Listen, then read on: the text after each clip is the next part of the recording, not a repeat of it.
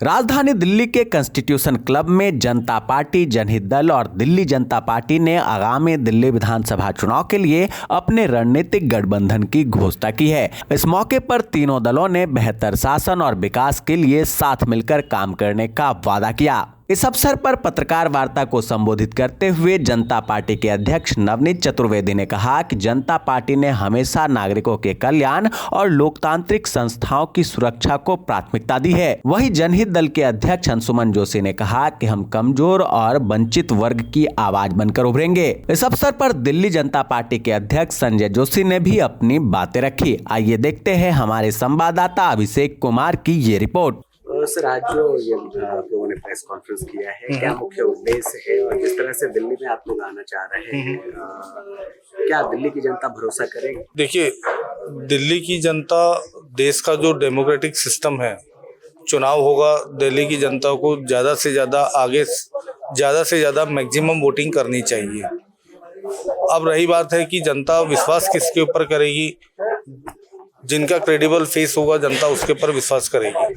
10 साल केजरीवाल जी सरकार चला चुके, उनके वादों के ऊपर, उनके काम के ऊपर जनता अपना हिसाब तय करेगी कि उन्होंने 10 सालों में कितना काम किया। यदि जनता को लगेगा कि उन्होंने कुछ काम किया तो जनता शायद उन्हें दोबारा वोट दे, और यदि जनता को लगेगा कि हमारा क्रेडिबल फेस है, हम शायद उन्हें कुछ बेहतर दे पाएंगे, तो जनता डेफिनेटली हमें चुनेगी।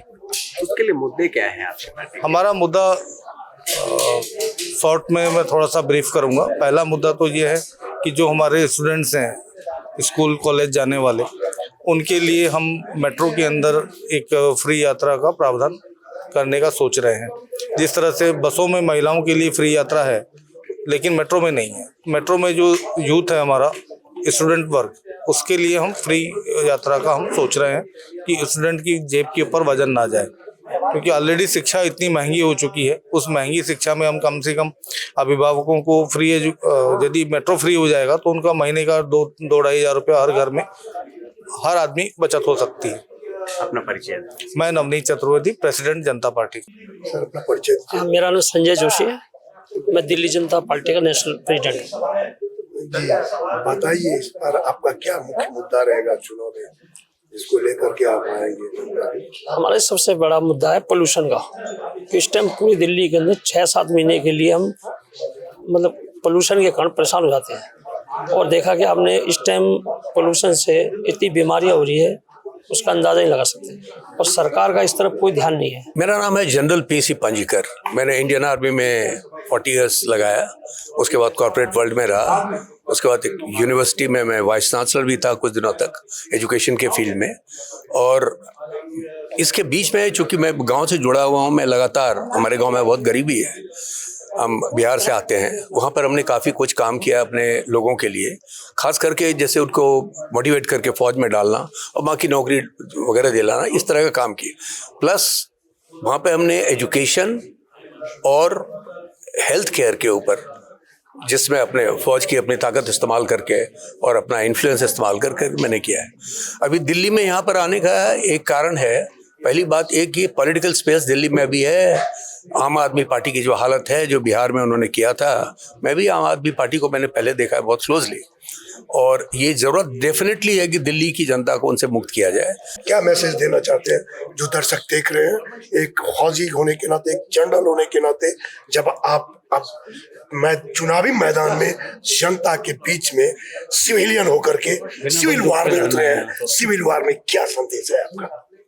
ये प्रश्न जो आपने किया है, जैसे मैंने आपको पहले भी बोला, आपको धन्यवाद दिया जिस तरह का आपने प्रश्न किया है, ये बहुत इंपॉर्टेंट प्रश्न है और इसके बहुत छोटे में मैं जवाब दूंगा। जवाब इसका ये है, अभी तक तो हम देश के लिए हथियार उठाते रहे, हमें पता नहीं लगा, हम दुश्मन के अगेंस्ट में खड़े रहते रहे। आज जबकि हम अपने देश में देख रहे हैं आंतरिक जो कला है हमारे यहाँ है, जो हमारे यहाँ आंतरिक प्रॉब्लम है एडमिनिस्ट्रेशन का, हमारे यहाँ आंतरिक प्रॉब्लम है अनएम्प्लॉयमेंट का, हमारे यहाँ आंतरिक प्रॉब्लम है सोसाइटी में जो भेदभाव हो रहा है उसका, तो उसके ऊपर अगर हम नहीं लड़े तो फिर हमने क्या लड़ा है बाहर से, जब हमारी आंतरिक लड़ाई उससे नहीं है हम वो जीत पाए।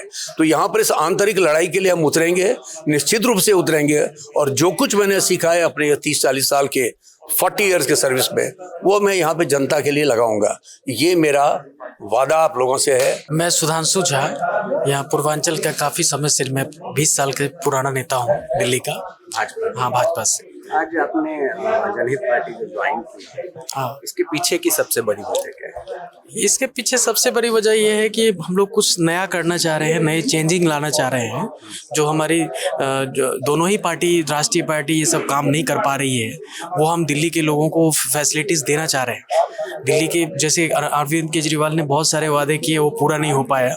जो चीज़ें वो लोग नहीं कर पाए, जो बीजेपी नहीं कर पाई, जो कांग्रेस नहीं कर पाई, उन सब चीज़ों को दिल्ली के, चूँकि दिल्ली राष्ट्रीय राजधानी है और यहाँ स्पेशल फैसिलिटीज़ होनी चाहिए। जैसे आप सिंगापुर जाएंगे तो सिंगापुर में एक पर्टिकुलर एक प्राइस में आपको पूरे सिंगापुर घूम सकते हैं आप, चाहे वो बस हो, मेट्रो हो, सबको एक ही कार्ड से आप हर जगह जा सकते हैं, एक ही प्राइस में, 1 डे में 1 ही चार्ज कटेगा उसमें। तो इस तरह की हम लोगों की बड़ी योजना है जो हम लोग दिल्ली को सिंगापुर लेवल में ले जाना चाह रहे हैं। सर, आपने आज कई लोग गठबंधन किया, कई लोगों से क्या कहना चाहेंगे? विधानसभा चुनाव की तैयारियां कर रहे हैं। देखिए, मैं तो सबसे पहले ये कहना चाहता हूँ कि विधानसभा चुनाव आ गया जी। इस समय जनता को वोट देने से पहले ये सोचना है कि सबसे पहले उनको बेटर सुविधाएं कहाँ मिलेगी।